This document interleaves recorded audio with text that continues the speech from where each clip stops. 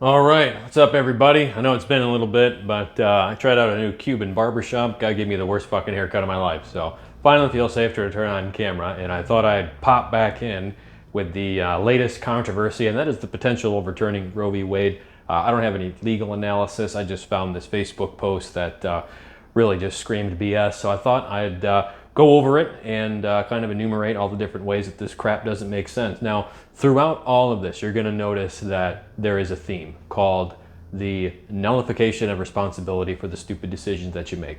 So keep that in mind throughout all of this. Keep that in mind when people who shriek about the threat to elective abortion that may be coming down the pipe, and keep that in mind when you look at the United States or the West as a whole. I mean, it's kind of staggering the degree to which people are shielded from the consequences of their poor decisions, particularly women, and particularly minority women, and particularly, unironically, immigrants. So anyway, this was from somebody, we're not going to mention their name, but I'll tell you about the art they used. The art, which is, if you're familiar with the Gad's Den flag, the snake is coiled up and it says, "Don't tread on me." It's funny because all libertarians do is get shit on, but it's even more cringe in this post because they took the snake and put it in the shape of a uterus and ovaries. Like, I could make a whole video about why that's so screwed up, especially in this context. But anyway, there's a couple examples in here, and we're going to start off with the first one. Now it says, "I'm pro Becky, who found out at her 20-week anatomy scan that the infant she had been so excited to bring into this world had developed without life-sustaining organs."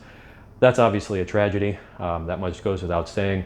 I think what we need to ask ourselves is, how often does that happen? Because what you find with a lot of these pro-choice advocates is that they continually harp upon situations that are very uncommon or very emotionally laden. Like, as you'll see in this arguably disgusting post about female sexuality, it speaks to the degree to which they lack true gusto behind their arguments, true validity to their points, because they have to emotionally blackmail people, which is a really low blow, especially considering that it's already very difficult to have any sort of open conversation about this. You're shouted down, fired, what have you. I'm a 1099, I don't give a fuck. So, but anyway, it's like, okay, I know miscarriages happen. I know the human body has a way of handling malformed feti, if you will, and that a situation like this, to the degree that it happens, again, it being very uncommon, I'm sure, is not really a good point for a pro-choicer, because it kind of underscores the fact that you don't have really anything to say other than that which relies upon emotional cudgels. "I'm pro-Susan, who was sexually assaulted on her way home from work, only to come to the horrific realization that her assailant planted his seed in her when she got a positive pregnancy test a month later." I think the language there is perhaps a little sick on purpose. You'll find this with women in particular, this passive-aggressive viciousness that puts the bloodlust of men to shame in many ways. But it's like, yeah, that's awful that you were sexually assaulted on your way home from work, of course. It bears examination nonetheless, in that, these assaults, for instance, what sort of area were you in? Could another route have been taken? And I know this is crossing into what leftoids and their freakish debauchery would call victim blaming, because they exist in a world where people don't have free will or choice or responsibility in any meaningful way. But if I go and get shit-faced in downtown Dallas, and a couple of nasty ladies of the evening say, "Hey, you want to hang out?" and I get drugged, mugged, and robbed, am I really a victim in that case? I chose to go out and get drunk by myself with nobody around to keep an eye on me, and I was taken advantage of accordingly. What women routinely fail to take into account is how valuable they are. They're more valuable than gold, silver, weapons, money. They are the number one commodity. So just in that sense, you need to be extremely careful, and most women are, but we can't sit here and say, well, a very small minority of women are going to be brutally assaulted on their way home from work, therefore we should allow elective abortions with everybody, or for everybody, rather, men and women included, since apparently men now can have babies in the world that these people have worked to create through their easy access to abortion. And it's, to me, heinous, truly, that these people are so full of shit and so desperate to prevent the loss of access to what amounts to a sexual market subsidy, that they literally foist up rape victims. And it gets worse. They foist up rape victims as sort of shields to hide behind and blackmail those of us who actually have a conscience to leave the discussion alone. It continues, I'm pro Teresa, who hemorrhaged due to a placental abortion, causing her parents, spouse, and children to have to make the impossible decision on whether to save her or her unborn child. I don't think I need to repeat myself when it comes to the fact of the matter that a situation such as this is quite unlikely. I'm pro Little Kathy. This is the worst one. Please brace yourselves for disgusting prose. I'm pro Little Kathy, who had her innocence ripped away from her by someone she should have been able to trust, and her 11-year-old body isn't mature enough to bear the consequence of that betrayal. This is very messed up on a number of levels. If you're 11 years old as a male or a female, a boy or a girl, since we of course must be reminded that there are only two genders, you are in no way, shape, or form responsible, nor should you be in a position to determine whom you can and cannot trust, especially with reference to adults. So again, this comes down to the removing of ramifications of poor decisions, not of the child, as they are blameless in this case, obviously, and I should underscore again that it is absolutely disgusting to use victims of child rape and child molestation to bolster the fact that you're full of shit and you don't actually have anything substantive to say regarding why you should have the ability to summarily execute your children. What it comes down to is the fact that where are the parents? Why is nobody going, we need to have access to abortion because, half of children grow up without fathers because of the apparatus that the people who support easy access to abortions arguably have created by their other policy choices? I don't think so. And it's like, people who are rapey, especially child rapey, they have a certain vibe to them.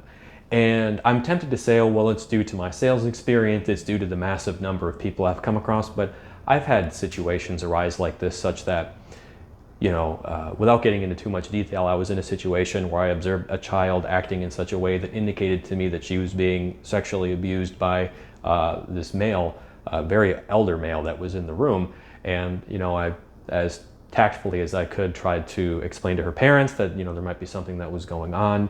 And, oh no, he's fine, he's great. Well, a year and a half later, you can imagine what happened. So is the solution that we need to have elective abortions for 11-year-olds? Or is the solution that we need to create a society where there's not an environment such that they're so easily exposed to rape? I'm pro Melissa, who was working 2 jobs just to make ends meet and has to choose, between bringing another child into poverty or feeding the children she already has because her spouse walked out on her. Again, Melissa chose her spouse. Let's assume that the children that she had were with the same man. The paragraph here doesn't say anything about rape. For millennia, literally, women were able to adequately choose men that wouldn't walk out on them and that wouldn't abandon them. Otherwise, we wouldn't have this glorious civilization we're seemingly racing to run into the fucking ground. And so it's like, again, Melissa's a Western name.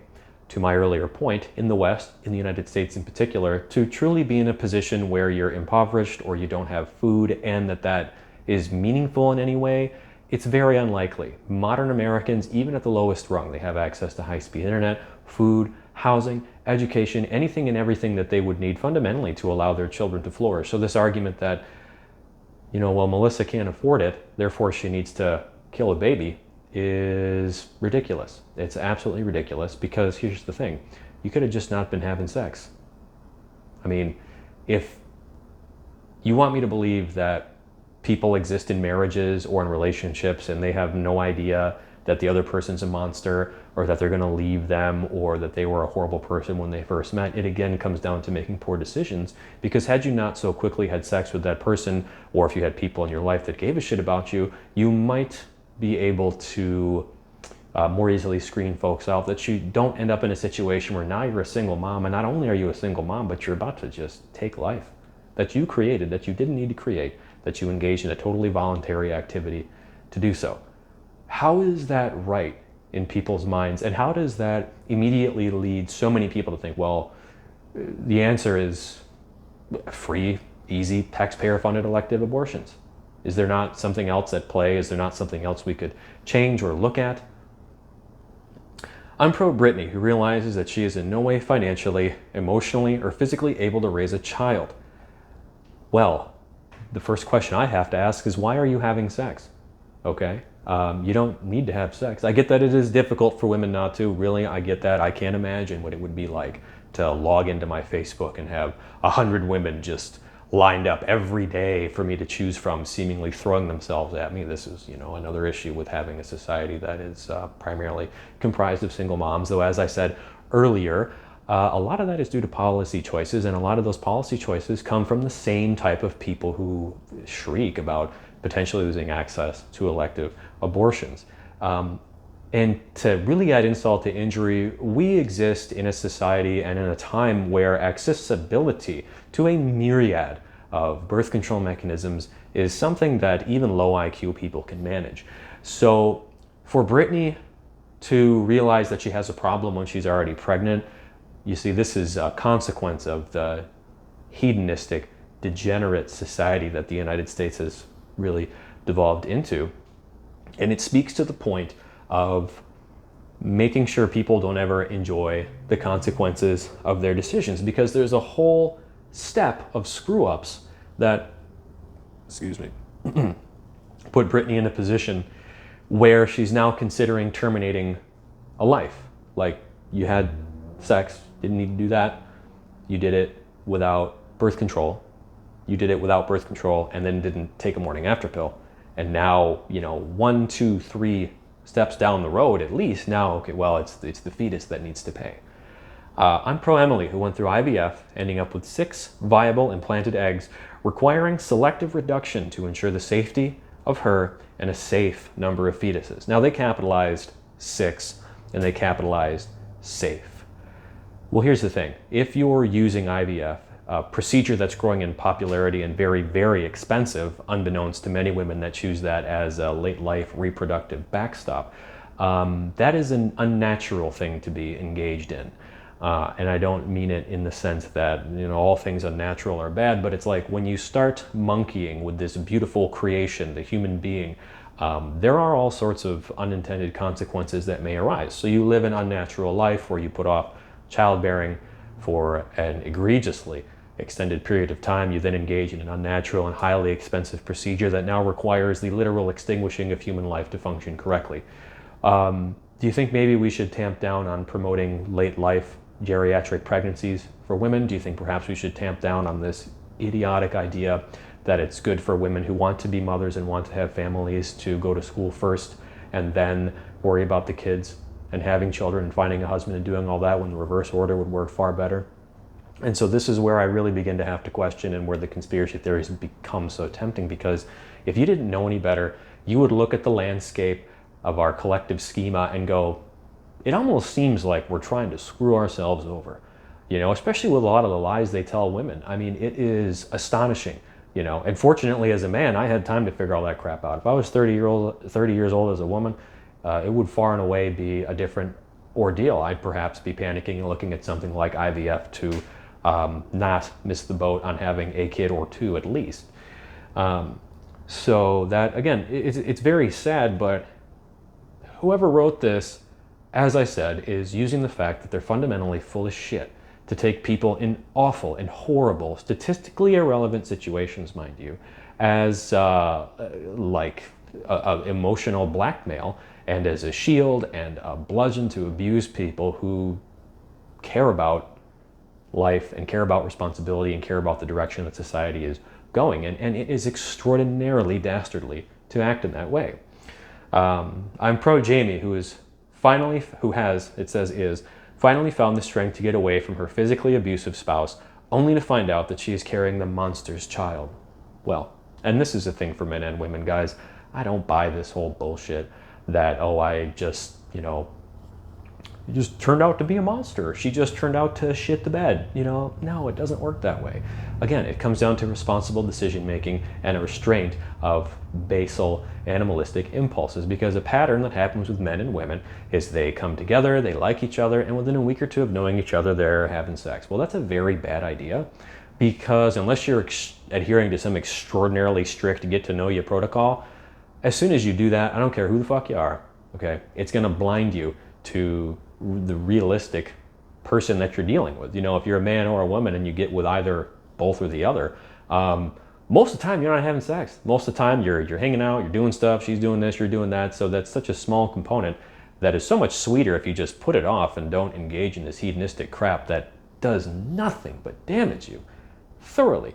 And it's like, I should use a male example to get around the emotional censors that exist in many of our heads that keep us immured in this propagandistic bullshit. But with the example of Johnny Depp, do you really think that guy didn't know Amber Heard was a total bitch and psychopathic? I don't think so. I mean,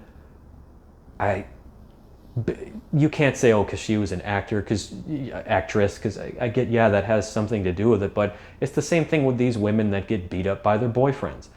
Did you really not have a suspicion? Did he not remind you perhaps of somebody in your life that was emotionally significant? So for men and women, I don't buy this whole thing that, oh, I just, she turned out to be a monster. I heard this guy on YouTube I saw, he was complaining because his wife assaulted him after he had some sort of invasive neck surgery for cancer, and now he's some MGTOW douche. It's like, dude, come on, man. Did you really have no suspicion whatsoever? Maybe was your mom a total bitch like that? Did you really have no idea that, wow, this woman is an absolute complete monster and a psychopath? So I don't buy that, and I don't have very much sympathy for people in those positions. And maybe if we didn't just swallow the psychopathic manipulations of victims, they'd be less likely to end up in a situation like that because they'd be far less likely to receive pity, right? That one sucks. I'm pro Lindsay, who lost her virginity in her sophomore year with a broken condom and now has to choose whether to be a teenage mom or just a teenager.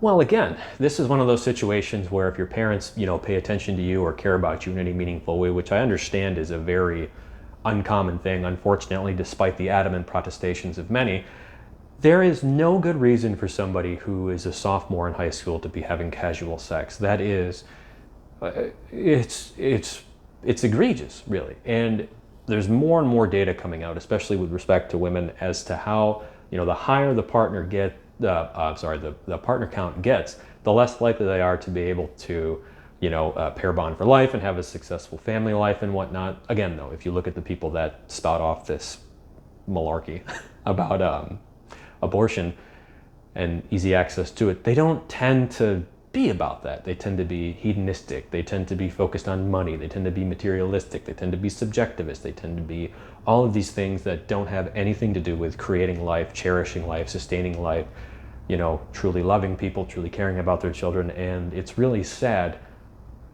and underlined by the fact that whoever wrote this, tried and true choice advocate, is just evil and ruthless and vicious to the point where they use victims of child molestation and rape to emotionally assault those that would dare disagree with them.